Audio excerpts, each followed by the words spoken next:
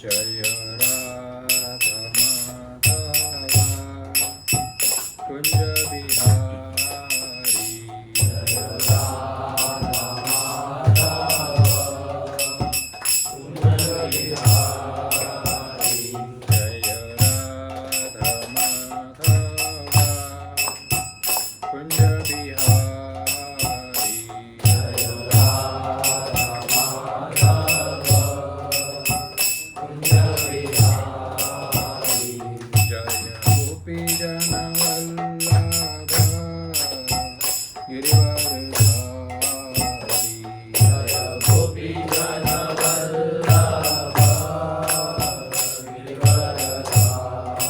गिरिवरधारी जय गोपी जन वल्लभ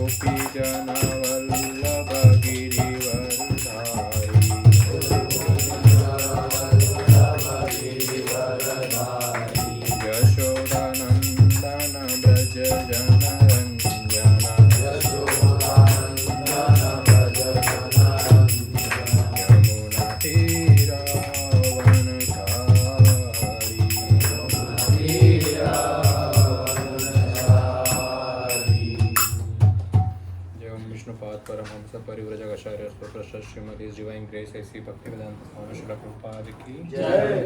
यम विष्णुपाद परमहंस परिव्रजकाचार्य स्तोत्र श्रीमती डिवाइन ग्रेस भक्ति सिद्धांत सरस्वती ठाकुर श्रील प्रभुपाद की जय। नामाचार्य श्री हरिदास ठाकुर की जय। अनंत कोटि वैष्णव वृंद की जय। प्रेम से कहो श्री कृष्ण चैतन्य प्रभु नित्यानंद श्री अद्वैत गदाधर श्रीवासादि गौर भक्त वृंद की जय। श्री श्री राधा कृष्ण गोपीनाथ श्याम कुंड राधा कुंड गिरि गोवर्धन की जय। श्री वृंदावन धाम की जय। मायापुर धाम की जय। जगन्नाथपुरी धाम की जय। गंगा देवी की यमुना देवी की भक्ति देवी की वृंदा देवी की तुलसी देवी की बृहद मृदंग की जय। समस्त उपस्थित वैष्णव वृंद की जय। हरे कृष्ण महामंत्र की जय। All glories to assembled devotees, all glories to assembled devotees, all glories to assembled devotees, all glories, all glories, all glories to Shri Shri Guru and Gauranga. Om Gyantimirandasya Gyananjanashalakaya Chakshurum Militam Yena Tasmai Shri Guruve Namah. Shri Chaitanya मनोभीष्टं स्थापितं येन भूतले स्वयं रूप कदा मह्यं ददाति स्वं पदान्तिकं। वन्देऽहं श्रीगुरु श्रीयुतपदकमलं श्रीगुरुं वैष्णवं च श्रीरूपं साग्रजातं सहगण रघुनाथं तं सजीवं साद्वैतं सावधूतं परिजनं सहितं श्रीकृष्ण चैतन्यदेवं श्री राधा कृष्ण पादान् सहगण ललिता श्री विशाखाविदं च। हे कृष्ण करुणा सिंधु दीनबंधु जगत्पते गोपेश गोपेशकान्त राधाकान्त नमोस्तुते।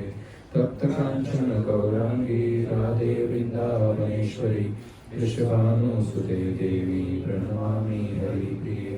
नमो विष्णुपादाय कृष्णपृष्ठाय भूतले श्रीमते भक्तिवेदांत स्वामिनिति नामिने। नमस्ते सरस्वते देवे गौरवाणी प्रचारिणे निर्विशेष शून्यवादी पाश्चात्यदेशतारिणे। वणिजकल्पतरुभ्यश्च कृपा सिन्धुभ्येव च पतितानां पावनेभ्यो वैष्णवेभ्यो नमो नमः। जय श्री कृष्ण चैतन्य प्रभु नित्यानंद श्री अद्वैत गदाधर श्रीवासादि गौर भक्तवृंद। हरे कृष्णा कृष्णा कृष्णा हरे हरे, हरे राम राम राम हरे हरे।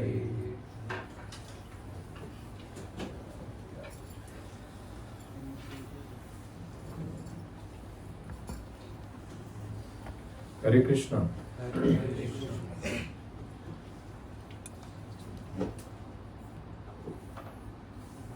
क्या चर्चा की थी हमने?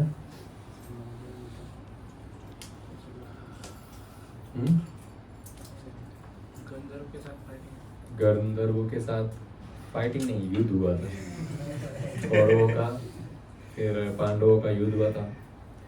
फिर चारों पांडवों ने सभी कौरव भाइयों को सहित उनकी पत्नियां और सब जो सैनिक थे सबको छुड़ाकर वे वापस लेके आए थे युधिष्ठिर महाराज के पास।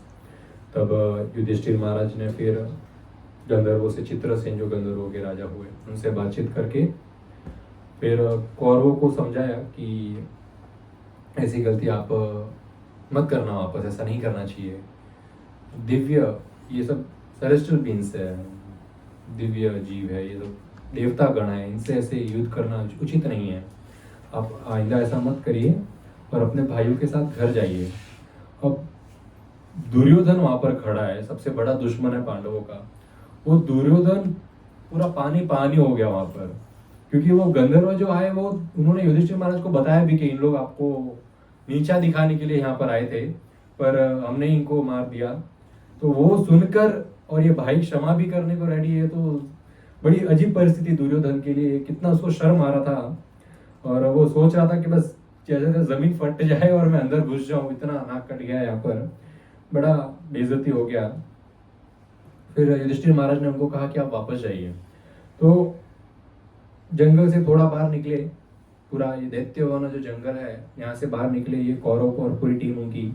तो पूरे रास्ते, अभी रात हो गई थी, हस्तिनापुर दूर है, अभी रात हो गई थी, तो नाइट स्टे वहीं पे करना था। जंगल के बाहर उन्होंने टेंट वेंट वगैरह बांध दिए, परंतु पूरे रास्ते दुर्योधन यही सोच रहा था कि जो हुआ, क्या करने के लिए गए थे और क्या हो गया। वो अपने ही लोगों को मुंह दिखाने लायक नहीं बचा था, अपनी ही पत्नियों के सामने इस तरह पीटा और सबको किडनैप कर लिया। बड़ा, और हेड है ना सबका दुर्योधन, जो हेड होता है उसको ज्यादा शर्म आती है, पीछे वालों को फर्क नहीं पड़ता, क्या है भैया है, भैया ने मार खा ली, सब चलेगा, आगे सब खा लेंगे, चलेगा। पर बड़ा दुख हुआ उनको। टेंट वगैरह बांधा और नाइट स्टे के लिए, और अपने टेंट में जाके दुर्योधन सोने की कोशिश कर रहे हैं, पर सो भी नहीं पा रहे हैं। वही ख्याल मन में आ रहे हैं कि बहुत बुरा हुआ, नीचा दिखाने गए थे, खुद ही नीचे गिर गए। और तब वहां पर कर्ण की एंट्री हो रही है। वे कर्ण कहाँ था अब तक, याद है आपको? चित्रसेन ने कर्ण को इतना मारा था कि वो रथ से गिर गया और विकर्ण के रथ के ऊपर बैठ के भाग गया था युद्ध रणभूमि से। अब वापस आया है ये और ऐसा हुआ कि कर्ण को पता भी नहीं युद्ध में पीछे क्या हुआ, दुर्योधन को कितना मारा, सबको भाइयों को कितना मारा, पांडव बचाने आए, इनको कैद करके लेके जा रहे थे, तो ये सब कर्ण को पता ही नहीं है। और कर्ण वापस आया तो किसी की हिम्मत भी नहीं पड़ रही है कर्ण को ऐसा बोलने के लिए कि ऐसा हुआ हमारे साथ, सबको शर्म आ रही है, बोले भी कैसे कि हमारे साथ क्या हुआ। तो कर्ण ने अज्यूम किया कि दुर्योधन ने गंधर्व को पीट के आ रहे अभी। तो कर्ण एकदम खुशी खुशी अंदर आ रहा है कि दुर्योधन के कंधे पे हाथ रखा। दुर्योधन बहुत अच्छा लगा ये जान के कि तुमने कुछ चित्रसेन और गंधर्वों को बहुत मारा, सब भाइयों ने मिलकर। अब ये सुनकर दुर्योधन को और शर्म आ रही है कि कैसे बताओ कि मारा नहीं है, मार खाया है। ये सुनकर उनको और शर्म आ रही है।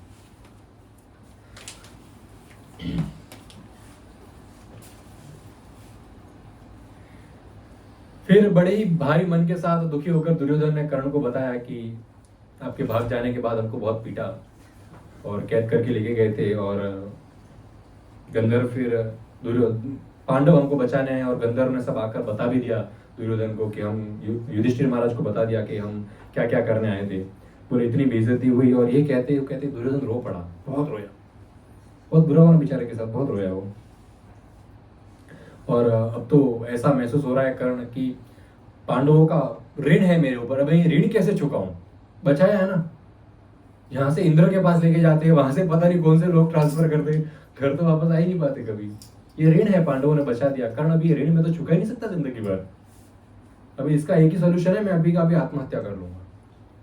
कर्ण शौक हो गया, बोली आत्महत्या कैसे? कर्ण फिर दुर्योधन ने दुशासन को बुलाया, सबको बुलाया कि आप सब लोग सुबह यहाँ से चले जाना, मैं वापस नहीं आने वाला हूँ, मैं आत्महत्या कर रहा हूँ।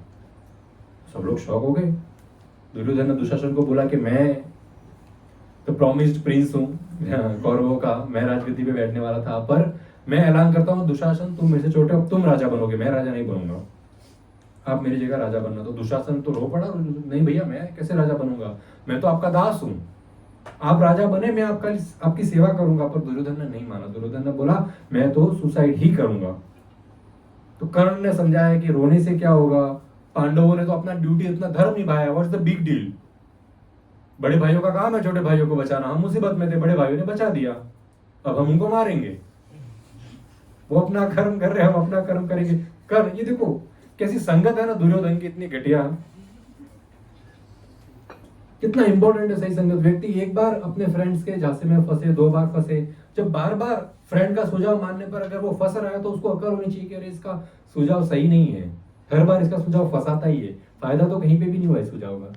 तो ऐसे फ्रेंड्स का त्याग करना चाहिए। पर जब बुद्धि ढकी होती है अज्ञान से, इग्नोरेंस से, जब बुद्धि ढकी होती है तो उसको समझ नहीं आता है कि सामने वाला व्यक्ति जो सुझाव दे रहा है वो मेरे फायदे का है कि नुकसान का है। कर्ण बोल रहा है कि उनका धर्म था, वो तो युधिष्ठिर महाराज का धर्म है, उन्होंने हमको बचाया, हर राजा का धर्म होता है ये तो।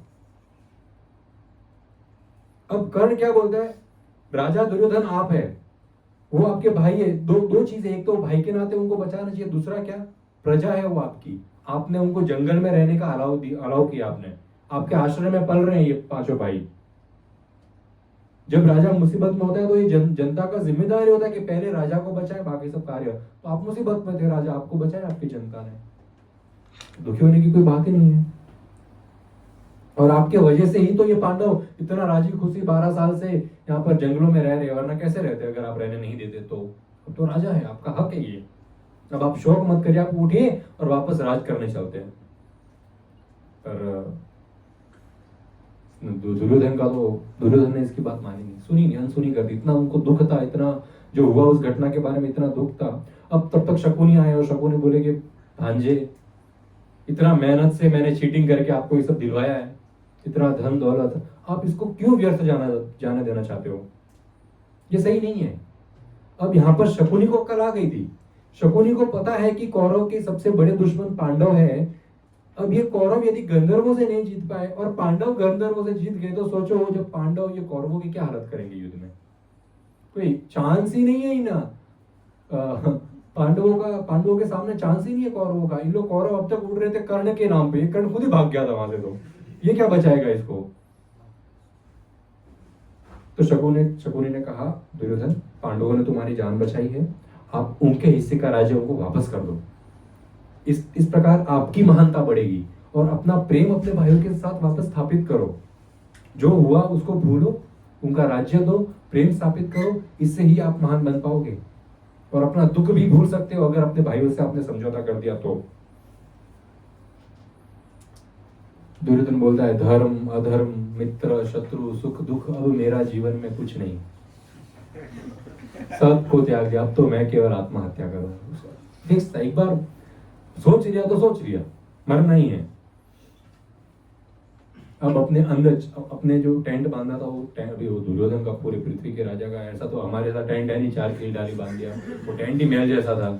उसमें अंदर चेम्बर्स में अपने रूम में गए, वहां से कपड़े पे चेंज करके आए, सब गहने आभूषण महंगे कपड़े उतार दिए और ट्री बार्क सन्यासी वाले कपड़े पहने और खुशक ग्रास मैट बिछाया, उसके ऊपर मांडी मार के बैठ गए। बोले अभी मैं यहाँ पर तपस्या में बैठ रहा हूँ और कुछ नहीं खाऊंगा जब तक मर नहीं जाता, भूखे रहकर खुद को मार दूंगा मैं, ये मेरा अभी प्रण है, आप सब लोग यहाँ से चले जाइए। अब ये सब यहाँ पर हो रहा था तो दानव समाज बड़ा दुखी हो गया। राक्षस दानवों का भी एक समाज है ना, दानवों का। दानव बोलते कि दुर्योधन ऐसा क्यों कर रहा है। बोले हम लोग ने कितना तपस्या किया, फिर जाके शिव जी से एक वरदान मांगा, तब जाके दुर्योधन की उत्पन्न हुआ है यहाँ पर। शिव जी के वरदान से, दानवों की इतनी तपस्या से दुर्योधन का जन्म हुआ है। और हम इतने सारे दानव ऑलरेडी अवतार ले चुके हैं पृथ्वी पर, अलग अलग राजा बनकर, इसके मित्र बनकर, और अब ये सब ऐसा जाने दे रहे हैं। तब सब दानव जो है, एक उनके जो जो भी पुजारी होते हैं दानवों के, उनको बुलाकर अथर्ववेद का बड़ा यज्ञ करवाते हैं। और दुर्योधन जो पृथ्वी पर इस अपनी भौतिक शरीर में बैठा है, उस शरीर तो वहीं पर है, पर जो अंदर का सूक्ष्म शरीर है उसको दानव लोग लेके चले जाते हैं। वही शरीर गया, पर ये जो मिट्टी का शरीर है भौतिक संसार का, ये यहाँ पर रह गया। अंदर से आत्मा और जो सटल बॉडी होती है, सूक्ष्म शरीर, वो दानवों के वहां पर पहुंच गया यज्ञ के बल से। और युधिष्ठिर महाराज, दुर्योधन ने जब आंखें खोली तो इतने सारे दानव वगैरह, बोले ये मैं कहाँ आ गया। तब दानव समझाते हैं दुर्योधन को कि दुर्योधन, आपका पता है आपका जन्म क्यों हुआ है? एक बहुत बड़ा लक्ष्य है, एक बहुत बड़ा कार्य है आपको फुलफिल करना है, एक गोल है हमारा, वो अचीव करना है, इसलिए आपका जन्म हुआ है। आप ऐसे मृत्यु को कैसे प्राप्त हो सकते हो? दुर्योधन, जो भी व्यक्ति सुसाइड करता है वो नरक का भोगी बनता है। क्या आप नरक जाना चाहते हैं? और आप तो इतने समझदार व्यक्ति हैं, पर यदि आप मर गए, आत्महत्या कर लिया, तो इससे आपके दुश्मन बड़े खुश होंगे। क्या आप चाहते हैं कि आपके दुश्मन खुश हो? कौन है इनके दुश्मन? पांडव। तो आप जो है ये तपस्या वगैरह छोड़ दो, मैं आपको बताता हूँ आपका वास्तविक रूप क्या, आप कौन है। तब वो दानव बताते हैं कि किस प्रकार हमने तपस्या करके शिव जी से वरदान प्राप्त करके आपको उत्पन्न करवाया है। आपका शरीर वज्र से बना हुआ है, थंडरबोल्ट। आप बहुत पावरफुल, आपको कोई नहीं मार सकता। ये जितने दानव देख रहे हो, हम सब अलग अलग रूप में राजाओं में बनकर पृथ्वी पर रह रहे हैं, आपके मित्र बनकर। जितने भी पृथ्वी पर राजा है जो बुरी प्रवृत्ति के, वो हम ही है, आपका मित्र बनकर आए हैं। और हम सब आपका सपोर्ट करेंगे जब भविष्य में कुरुक्षेत्र का महायुद्ध होने वाला है पांडवों के साथ। जब युद्ध होगा, हम सब आपके साथ युद्ध करने आएंगे। और जब युद्ध होगा, उस समय हमारी जो काली शक्तियां बोलते हैं टीवी सीरियल में, काली शक्तियां, तो हमारा जो बैड इंफ्लुएंस है, जो हमारी पावर्स है, हमारी जो दुष्कर्म है, वो दुष्कर्म, वो शक्तियां हमारी जो है, वो द्रोणाचार्य, भीष्म और इन सब की जो है, बुला रहे आपको कोई तो देख के आओ और लेके आओ, 2 जन जाओ, कोई वहीं पे रखा है उन्होंने बाहर ही। ठीक है। तो कहते हैं कि जो हमारा बुरा पावर है, जो हमारी पावर है, वो पावर से हम भीष्म पितामह, कृपाचार्य, द्रोणाचार्य के हृदय को कवर कर लेंगे। और उस समय वो भी नहीं समझ पाएंगे कि हम किसके तरफ से युद्ध कर रहे हैं, तो उन लोग भी आपकी तरफ से युद्ध करेंगे। और ऐसा उनके हृदय को हम ढकेंगे अपनी शक्तियों से कि उनके सामने कोई भी आएगा उसको वो मारने को रेडी होंगे, खाली आपको बचाने के लिए, चाहे वो छोटा बच्चा ही क्यों ना हो। इसलिए अश्वत्थामा ने पांडवों के बच्चों को सोते हुए भी मार दिया। ये इन दानवों की शक्तियों का ऐसा असर कि कोई भी पुरुष, स्त्री, बुजुर्ग, बच्चा, कोई भी सामने आएगा, ये जो आज अच्छे लोग हैं ये भी आपके साथ अड़ेंगे और उनको मार देंगे। ये हमारा पावर है ऐसा, और ये हमारा वरदान है। तो आप अपने दुश्मनों को मारकर विजय होंगे और पूरी पृथ्वी पर राज करेंगे, तब हम दानवों का राज बढ़ेगा। फिर ये राक्षस अर्जुन दुर्योधन को बताते हैं कि दुर्योधन, ये जो सबसे बड़ा हमारा जो मुसीबत है, कांटा है, वो है अर्जुन। तो अर्जुन को मारने के लिए कर्ण को हमने भेजा है। कर्ण और कोई नहीं, नरकासुर का ही रूप है। नरकासुर को विष्णु ने मार दिया था, तो अभी कर्ण बदला लेने आया है। ये अर्जुन को भी मारेगा और अर्जुन के बेस्ट फ्रेंड कृष्ण को भी मारेगा। दोनों को मार के तुमको जिताएगा। ये जो गंधर्वों से हार कर भाग गया था, वो कृष्ण को मारेगा। अभी कुछ तो कुछ कर बोल के उसको मोटिवेट करे युद्ध करने के लिए। तो बोले आप वापस जाइए और ये प्रण जो है अपना भूखे मारने का, ये छोड़ दीजिए। तो दुर्योधन बड़े खुश हो गए, वापस अपने इस शरीर में आ गए वापस। और इस शरीर में आने के बाद वो उड़ गए वहां से और खाना खा लिया। भूखे मरने का प्लान कैंसिल। तो कर्ण को और शकुनी को थोड़ा शांति हुआ कि वेरी गुड, ये युद्ध करेंगे। इन्होंने अपना प्लान चेंज कर दिया है। अब अगले दिन जो है सबके सब हस्तिनापुर पहुंच गए। हस्तिनापुर पहुंचे, कुछ दिन हुए, भीष्म पितामह को पता चला कि किस प्रकार वहां पर इनकी बहुत सुताई हुई है कौरवों की। तो जरा मिलके आते हैं, हालचाल पूछ के आते हैं। तो भीष्म पितामह गए और दुर्योधन को कहा कि दुर्योधन, मुझे पता चला आप लोग के साथ क्या हुआ, और आप गए उसके पहले ही हम मना कर रहे थे, आप पांडवों को नीचा दिखाने मत जाइए। और आप कर्ण के भरोसे पे बैठे हो कि कर्ण आपका रक्षा करेंगे, ये कर्ण खुद आपको छोड़ के चले गए थे। तो मैं तो यही कहता हूं कि पांडवों से मित्रता कर लो, कर्ण से कोई उम्मीद मत रखो। दुर्योधन हंसने लगे भीष्म पितामह को देखकर और इग्नोर कर दिया हंस के। भीष्म पितामह वहां से उठ के चले गए। तब वहां पर शकुनी और कर्ण आते। कर्ण बोलते दुर्योधन को, दुर्योधन तुम्हारे घर वाले मेरे को पसंद नहीं करते, मुझे पता चल रहा है। पता चल रहा है क्या? स्टार्टिंग से ही नहीं करते हो, तो बोल दिया था उन्होंने। बोले कि ये भीष्म पितामह खासकर हमेशा मुझे कटु वचन सुनाते हैं, उनको मेरी शक्तियों पर विश्वास नहीं है।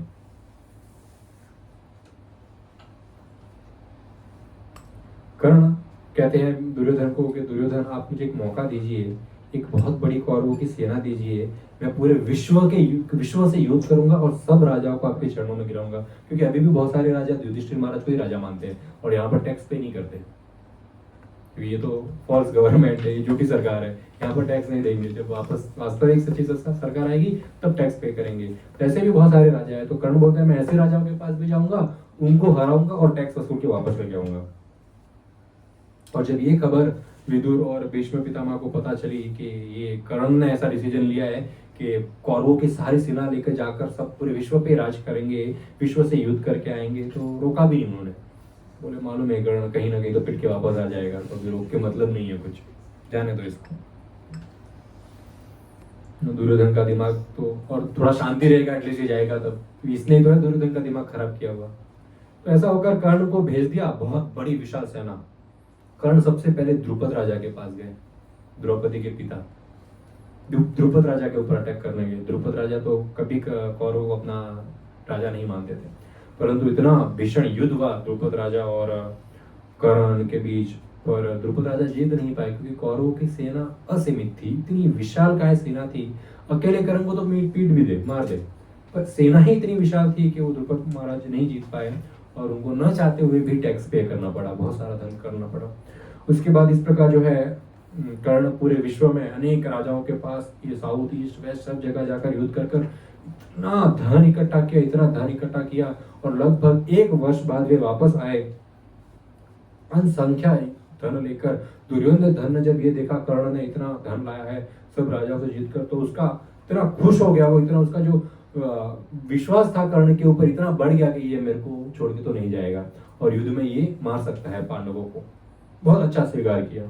अब इतना सारा धन आ गया तो दुर्योधन ने कहा कि अभी हम एक स्टेप नीचे हैं, खाली युधिष्ठिर महाराज के लेवल तक पहुंचने के लिए एक स्टेप नीचे है। कौन सा स्टेप? राजसूय यज्ञ। युधिष्ठिर महाराज ने राजसूय यज्ञ किया था और वो इतना विशाल का, इतना मस्त यज्ञ हुआ था। हमने उसके ऊपर चर्चा की थी, कितने लोग आए थे, कितना दान हुआ था। दुर्योधन भी बेचारा गया था, फिर वो दरवाजे से टकराया था, पानी में गिरा था, इतना बिगड़ते हुआ था। तो वो बोल रहा है कि राजसूय यज्ञ करूंगा तो मैं युधिष्ठिर महाराज के लेवल पर पहुंच सकता हूँ, फिर हम दोनों में कोई अंतर नहीं रहेगा। तो वे गए ब्राह्मणों के पास, ऋषियों के पास, कहा कि हमें राजसूय यज्ञ करना है। तब उन्होंने मना कर दिया कि राजसूय यज्ञ जिस राजा ने किया है, पृथ्वी पर एक राजा ही एक बार यज्ञ कर सकता है राजसूय यज्ञ। अभी युधिष्ठिर महाराज ने किया हुआ है, वो जिंदा है। यदि वो जिंदा नहीं होते तो आप कर सकते थे, पर जब तक पहला राजा जिंदा है तब तक दूसरा कोई राजसूय यज्ञ नहीं कर सकता। और दूसरा कारण, आपके पिता जिंदा है, अभी तक आपके पिता जिंदा है। युधिष्ठिर महाराज के पिता जिंदा नहीं थे, खुद राजा बन सकते थे, आप अभी राजा नहीं बन सकते, आपके पिता राजा है। तो ये 2 कारणों की वजह से आप राजसूय यज्ञ तो नहीं कर सकते।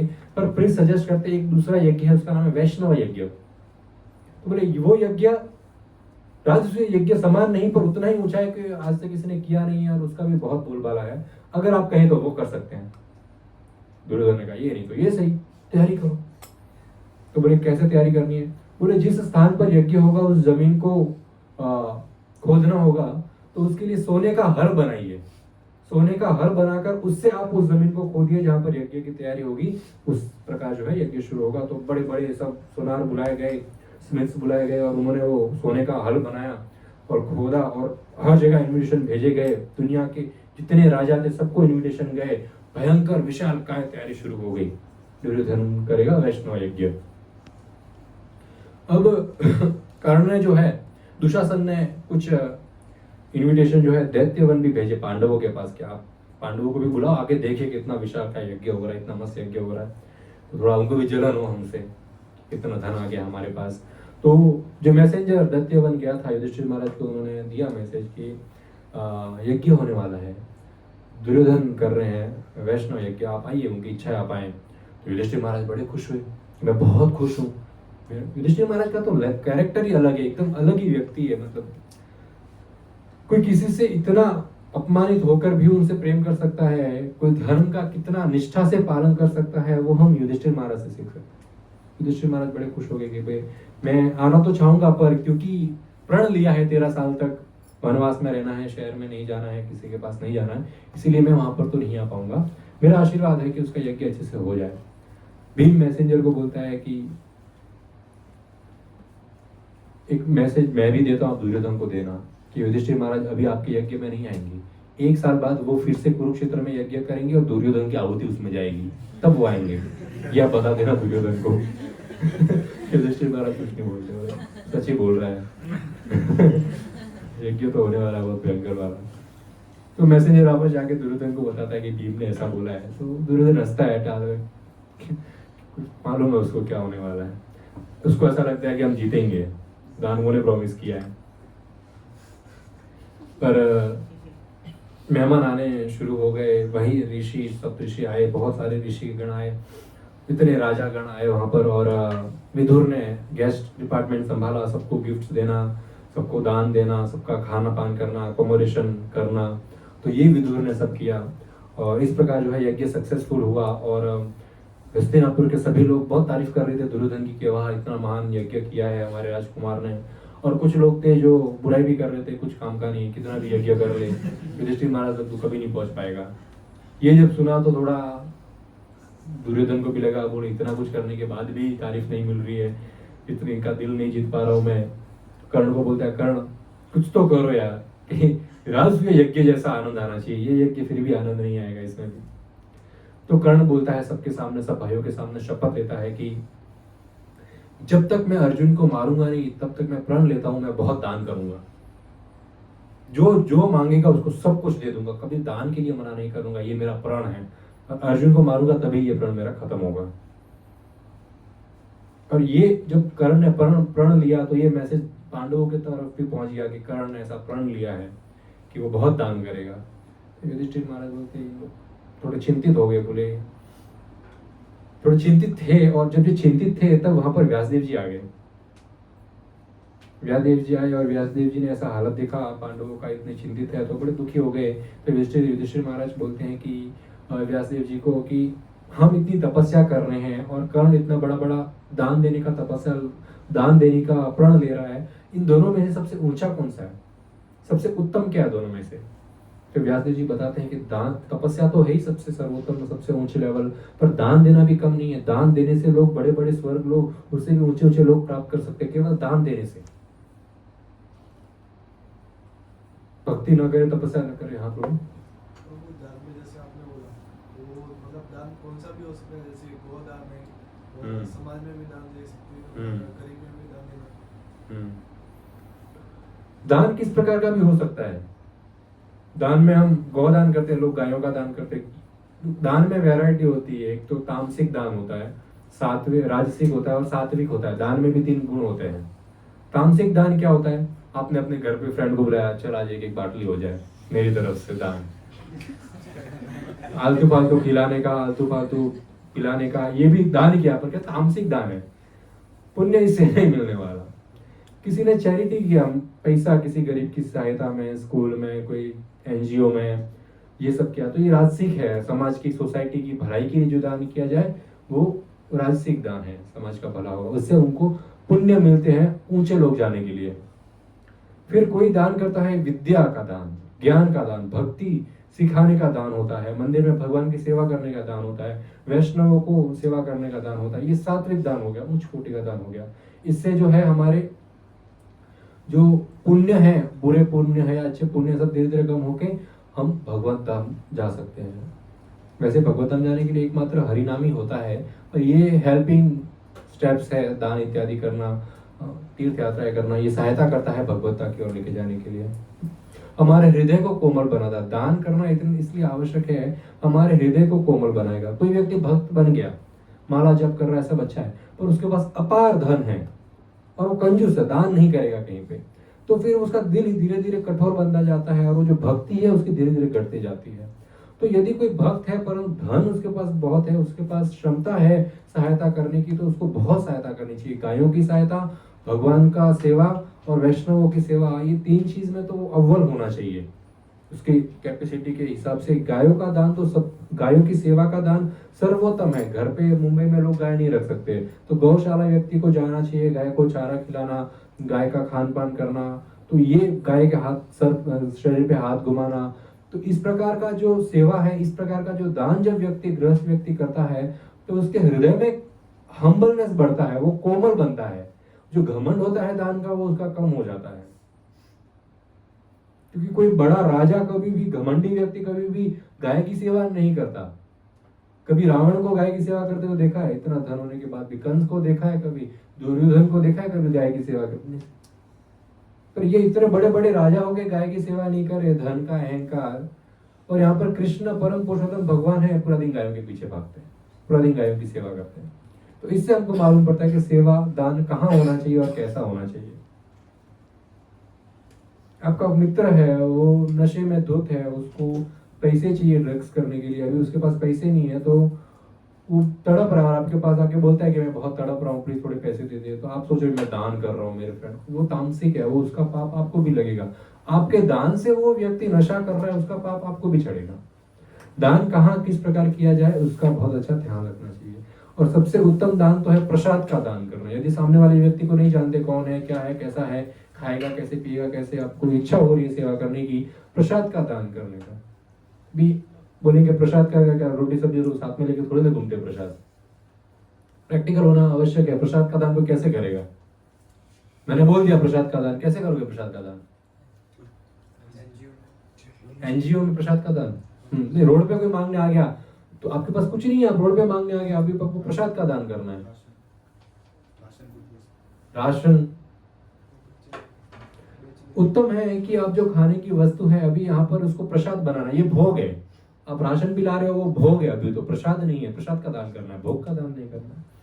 तो जो भी आप राशन ग्रहण कर ला रहे हो, या फिर कोई खाने की वस्तु कहीं से खरीद रहे हो, बिस्किट हो गया, कोई भी खाने की वस्तु हो गया, आप अपने हाथ में तो उसको लो। जैसे अपने हाथ में लो ना, तब ही मानसिक रूप से जो है भगवान को उसको समर्पित कर दो कि ये जो भी मेरे हाथ में है भगवान, ये अभी मैं आपको समर्पण करता हूँ, आप इसका भोग करिए, इसको प्रसाद बनाइए। और वैसा नहीं है कि आपको 12 मिनट खड़ा रहना है, हरे कृष्ण खा रहे कृष्ण, तो वो भूखे मर जाएगा। लिया, हाँ, वो आगे बढ़ जाएगा, वो और कहीं दान मांगेगा। तो फटाफट मन में ही विचार कर लिया है, बैटरी है अभी, मन में ही विचार कर लिया कि भगवान को भोग लगा दिया, वो प्रसाद बन गया, अब आप दान करो। कहीं पे कुछ खाने को नहीं है, पैसे ही देने की आवश्यकता है, तो ये मन में विचार नहीं होना चाहिए कि मैं पैसे दे रहा हूँ। कर्ण ने क्या बोला? मैं दान कर रहा हूँ। अच्छा गुण, अच्छा कर्म जमा कर रहे हो, स्वर्ग लोग जाओगे, पर भक्ति का है। तो वो जो मैं वाला अहंकार है, वो निकालना है कि ये धन मेरा नहीं है, ये तो भगवान हरि के चरणों में बैठने वाली साक्षात लक्ष्मी देवी है, वही है, नारायण ने मेरे पास प्रदान की है, मैं आगे प्रदान कर रहा हूँ, नारायण की है, नारायण जनों को दे रहा हूँ। खुद का ना समझकर कोई चीज को जब दान किया जाए तो उसका कोई कर्म नहीं लगता व्यक्ति को। खुद का समझकर यदि दिया है तो कर्म लगेगा, खुद का है कुछ नहीं। इलीगल जमीन पर जब पोजीशन किया जाता तब क्या होता है? पुलिस आके मारती है। व्यक्ति को क्या लगता है? मैं यहां पर रह रहा हूं, ये मेरा है। तो हम भी इतने सारा जो पैसा हमारे पास लेके बैठे, हमको लगता है ये मेरा है। अरे हमारे हम जब जीवित भी नहीं थे तभी भी ये पैसा और जमीन किसी का था। अभी थोड़े समय के लिए हमारे पास है, हमारे मरने के बाद भी हमारा नहीं होगा, किसी और का होगा। और ऐसे 150-200 साल बाद तो जिसके पास होगा वो आपको जानेगा भी नहीं था कि ये व्यक्ति ने ये घर खरीदा था मेरे लिए। तो फिर था क्या हमारा, और हमने किसको दिया? तो दान करने की ऐसी भावना होनी चाहिए कि भगवान का है और भगवान के जनों में बांट दिया, मेरा तो कुछ था ही नहीं। भले ही हमारे पास 5 BH का बंगलो हो, BMW कार हो, बहुत सारा सोना हो, बैंक में करोड़ों पैसे हो, परंतु बिलोंग किसको करता है? कृष्ण को। और जब जरूरत पड़े तो कृष्ण की सेवा में लगाना है, इंद्र तृप्ति में नहीं लगाना है।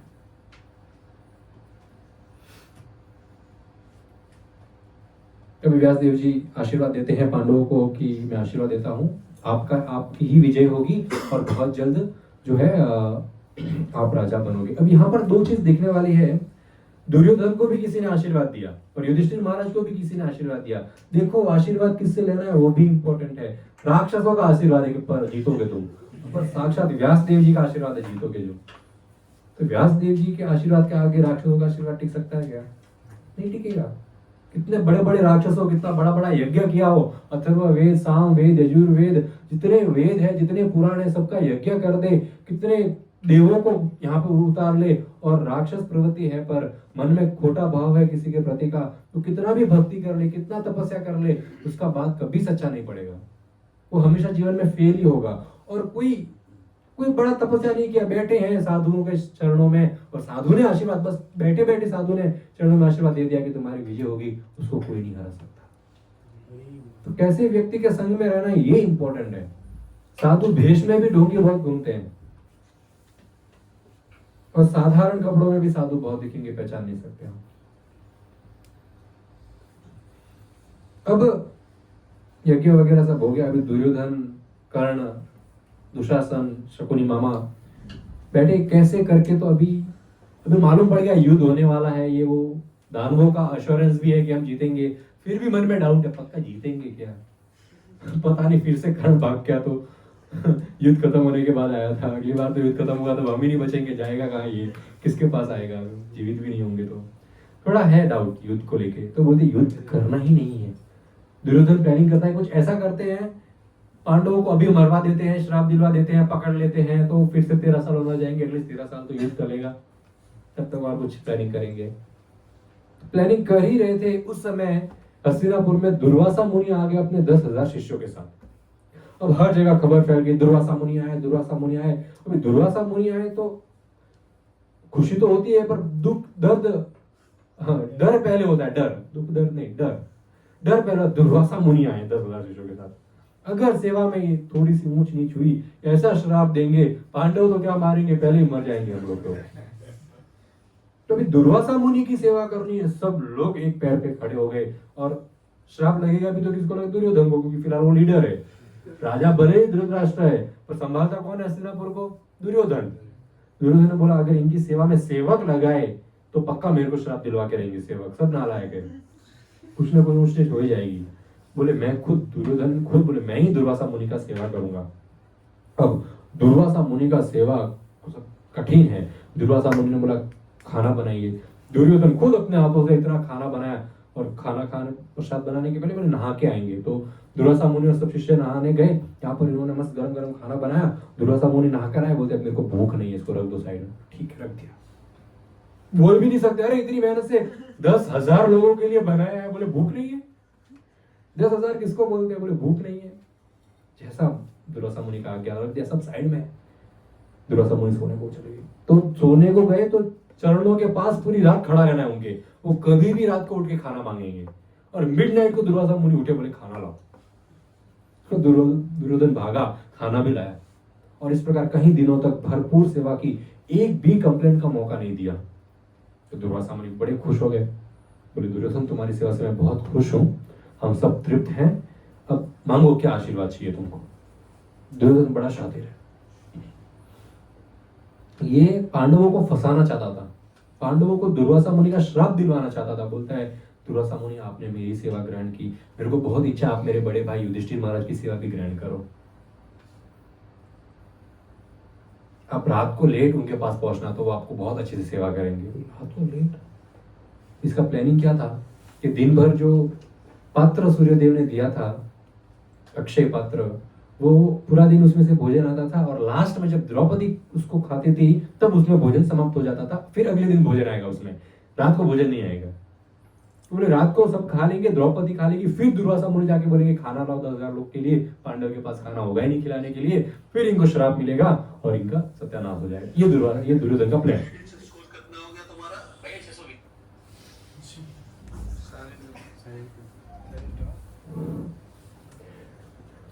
तो ये दुर्योधन का जो है प्लान था। दुर्वासा मुनि को बोला कि आप जाइए प्लीज मेरे भाई की सेवा एक्सेप्ट करिए, उनकी बहुत इच्छा की सेवा करने की। दुर्वासा मुनि बोले ठीक है, अभी ये वरदानी चाहिए। बोले था आज तो जाऊंगा, रात को जाऊंगा सेवा ग्रहण करने के लिए। दुर्योधन बड़ा खुश हो गया, बोले अब तो गए युधिष्ठिर महाराज।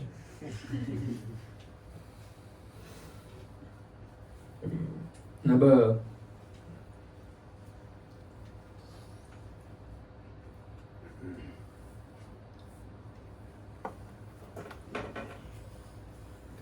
तो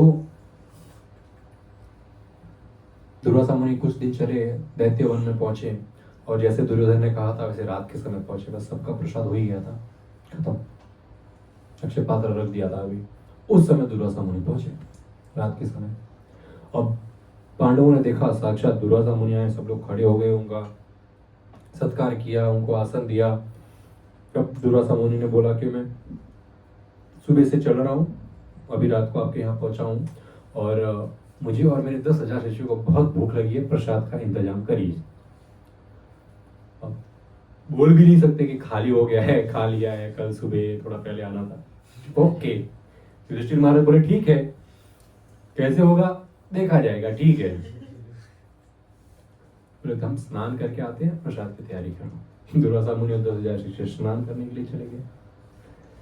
युधिष्ठिर महाराज गए द्रौपदी के पास, बोले खाना चाहिए इनको, तो अभी क्या करें, पता है सबको खाना पॉसिबल ही नहीं है बनाना।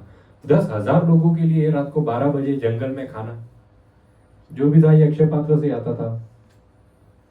अब इन्होंने, अभी द्रौपदी भी चिंतित हो गई, द्रौपदी भी नहीं चाहती थी कि ऐसा श्राप मिले मेरे पतियों को, दुर्वासा मुनि, और दुर्वासा मुनि का श्राप तो बड़ा फेमस है, अगर उनका श्राप मिला तो सब अनर्थ हो जाएगा। अब द्रौपदी रोने लग गई, अकेली बैठ बैठे रो रही, बहुत रो रही है, और कृष्ण को याद करने लगी वो, हे कृष्णा कि हम 12 साल से वनवास में हैं, 12 साल को छोड़ो, जब से जन्मे हैं तब से दुख है हमारे जीवन में। पहले द्रोणाचार्य का द्रुपद राजा से उनका युद्ध होता था, हमेशा झगड़े होते थे। शादी हो गई तो फिर बचपन में ही पांडवों के पिताजी भी चले गए थे।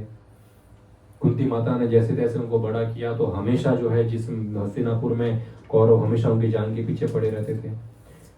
फिर जब हमको हमारा राज्य मिला तो वहां पर भी दुर्योधन ने हमको बहुत परेशान किया, राज्य से निकाल दिया, भरी सभा में हमको इतना तकलीफ दिया, और इतने 12 साल के वनवास में इतना दुख देखा है हमने। और कृष्णा, हर समय आप हमारे साथ थे, हर समय आपने हमारी सहायता की है, और आज भी मैं आपको सहायता के समय पुकार रही हूँ। अभी हम दुविधा में हैं, दुर्वासा मुनि आए हैं, कुछ खिलाने के लिए नहीं है, कृष्ण आपकी सहायता चाहिए हमें। बस कृष्ण को जैसे ही याद किया, कृष्ण द्वारका में बैठे थे अपने घर पर, वहां से भागे। रुक्मिणी बोल रही कहाँ जा रहे हो, अभी कहाँ, बोली कहाँ, तब तक तो कृष्ण भाग गए थे। जा रहे हो तक तो कृष्ण पहुंच भी गए थे द्रौपदी के पास। फ्यू मोमेंट्स, ये कृष्ण का ईगरनेस है भगवान की सेवा करने का।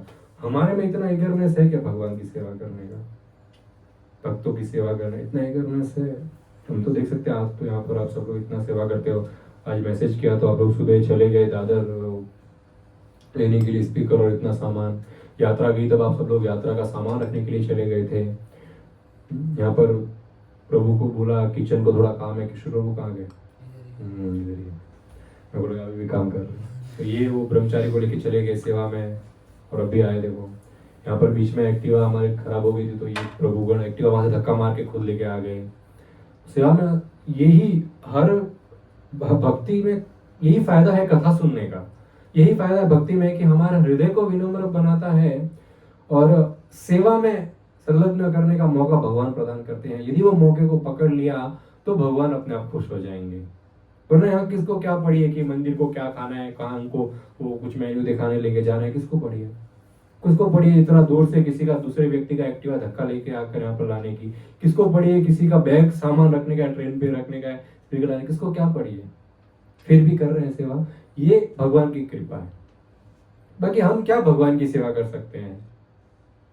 कहाँ हमारा सुदामा जैसा भाग्य है कि कृष्ण के द्वार पर पहुंचे हैं, कृष्ण बैठे हैं साथ में? कहाँ हमारा ऐसा भाग्य, तो पता नहीं कब होगा। हम बद्ध जीव है, भौतिक संसार में, कर्मों में, इंद्र तृप्ति में बंधे हुए यहाँ पर फिर भी हमको जो सेवा मिल रही है वैष्णवों की, भक्तों की, वही कृष्ण की पर्सनल सर्विस है फिलहाल तो। और यही प्रैक्टिस है, कृष्ण की सेवा करनी है, डायरेक्ट नहीं हो पाएगी। यहाँ पर सेवा करेंगे धीरे धीरे धीरे कृष्ण की सेवा अपने आप हो जाएगी। पर मेरे को बोला भक्तों ने कि आपके सब स्टूडेंट तो कमाल है, बोले सेवा के लिए तुरंत रेडी होते हैं, कितनी भी सेवा है, कितनी भी, सब सीनियर्स का आशीर्वाद है। मैं ज्यादा तारीफ कर रहा था कि अब फिर से सेवा करो और ऐसा हो।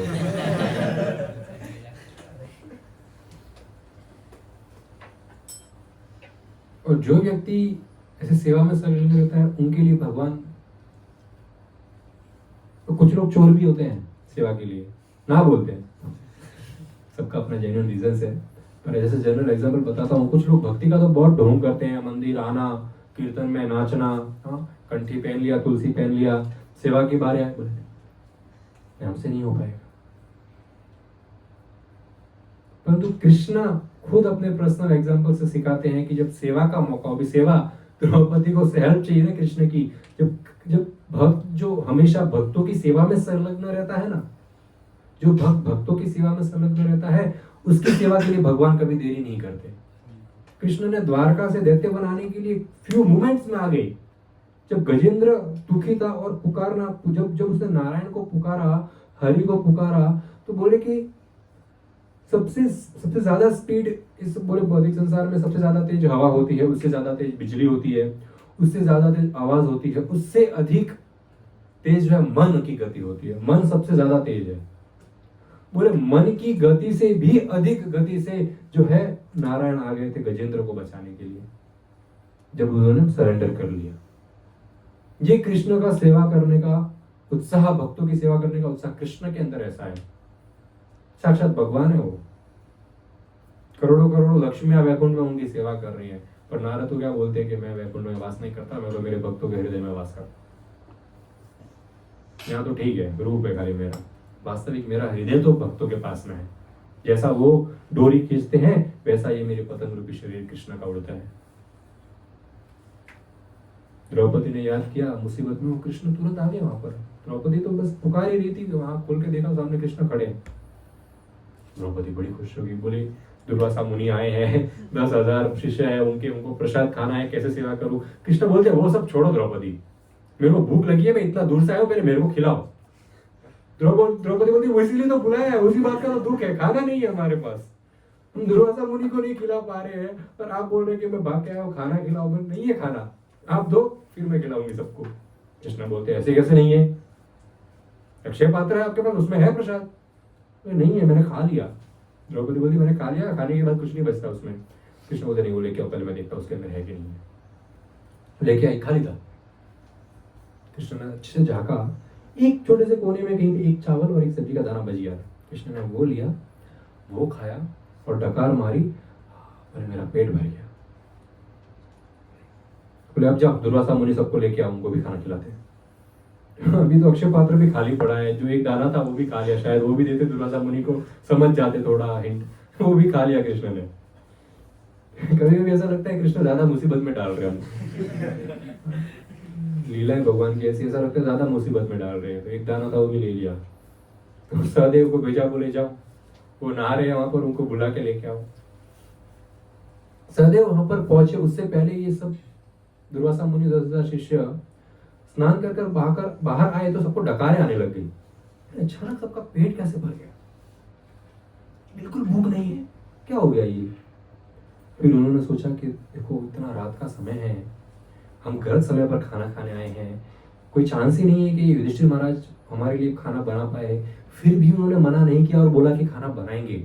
इतने महान ये हरि के भक्त है, कृष्ण इनके, मारवाड़ी बोलते हैं ना, अरस परस है, कृष्ण इनके अरस परस है। जब भी बुलाते कि ये आ जाते हैं, इतना इनका हास है कृष्ण का, इतना प्रेम है इनके कृष्ण का। बोले एक बार मैंने इसी प्रकार अम्बरीश महाराज को बेवकूफ बनाया था, एकादशी का उपवास खोलना था, वो खाने पे गया था, मैंने बोला मैं नहा कर आता हूँ, मैं नहाने गया तो वहीं रह गया, वापस ही नहीं आया।